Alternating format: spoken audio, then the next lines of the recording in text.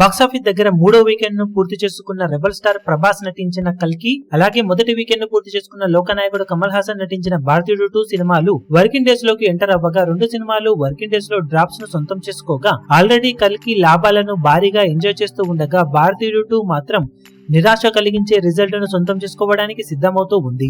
5వ రోజులో ఉన్న ఈ సినిమా మరో వర్కింగ్ డే టెస్ట్ లో అన్ని చోట్ల హెవీ డ్రాప్స్ ను సొంతం చేసుకుంది. ఇప్పుడు తెలుగు రాష్ట్రాలలో 5వ రోజు ఇప్పుడు 30-35 లక్షల రేంజ్ లో షేర్ అందుకునే అవకాశం కనిపిస్తూ ఉండగా తమిళ్లో మరింత డ్రాప్స్ ను సొంతం చేసుకున్న ఈ సినిమా 1.5 రేంజ్ కు అటు ఇటుగా గ్రాస్ ను అందుకునే అవకాశం కనిపిస్తూ ఉంది. రెస్ట్ ఆఫ్ ఇండియా మొత్తం మీద 1 కోటి రేంజ్ లో గ్రాస్ అందుకునే ఛాన్సెస్ కనిపిస్తూ ఉండగా వరల్డ్ వైడ్ గా 5వ రోజున 4.5 కోట్ల నుండి 5 కోట్ల రేంజ్ లో గ్రాస్ అందుకునే అవకాశం కనిపిస్తూ ఉంది. ఇప్పుడు ఓవరాల్ గా అన్ని చోట్ల ఆఫ్లైన్ టికెట్ సేల్స్ లెక్కలు కనుక బాగుంటే ఈ కలెక్షన్స్ కొంచెం అటు ఇటుగా ఉండవచ్చు.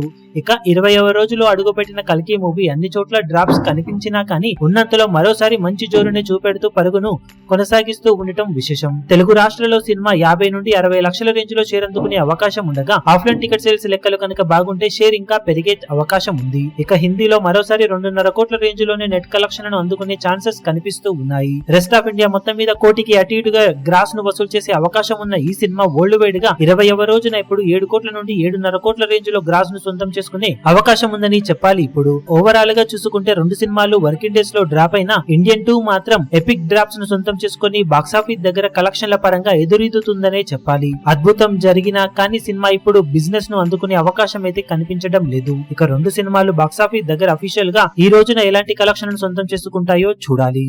ఈ వీడియో మీకు నచ్చినట్లయితే లైక్ చేయండి, షేర్ చేయండి, ఛానల్ ను సబ్స్క్రైబ్ చేయడం మాత్రం మరవకండి. ఏ చిన్న అప్డేట్ ను మిస్ అవ్వకూడదు అనుకుంటే బెల్ ఐకాన్ ను ప్రెస్ చేయండి.